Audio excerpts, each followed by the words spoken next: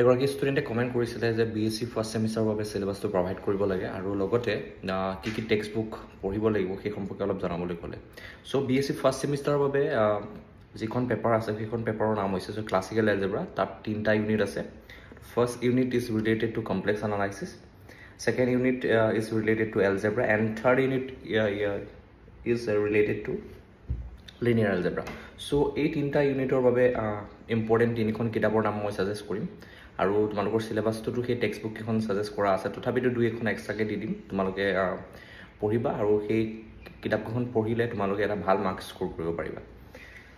তো first text book হৈছে higher algebra 8th edition by the author SK Mappa, আৰু যিখন কমপ্লেক্স এনালাইচিছৰ বুক আছে সেইখন বুকৰ নাম মই কৈ দিছোঁ। So' complex analysis from A to Z, so' by Dorin Andrica. Two foreign writer book হয়, তোমালোকে স্ক্ৰীণত দেখা পাই থাকিব। মই কোৱাৰ লগে লগে স্ক্ৰীণত কেইখনৰ কভাৰ পেজকেইটা ভিজিবল হ'ব। আৰু থাৰ্ড পেপাৰখন হৈছে লিনিয়াৰ এলজেব্ৰা, আৰু এই লিনিয়াৰ এলজেব্ৰাৰ পেপাৰখনৰ বাবে তোমালোকে কি বুক ফ'ল' কৰিব লাগিব মই কৈ দিছোঁ।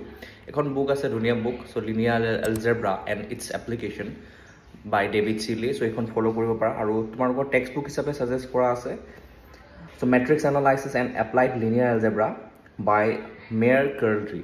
চ' এইকেইখন বুক ফ'ল' কৰিলে তোমালোকে এটা ভাল মাৰ্কছ স্ক'ৰ কৰিব পাৰিবা।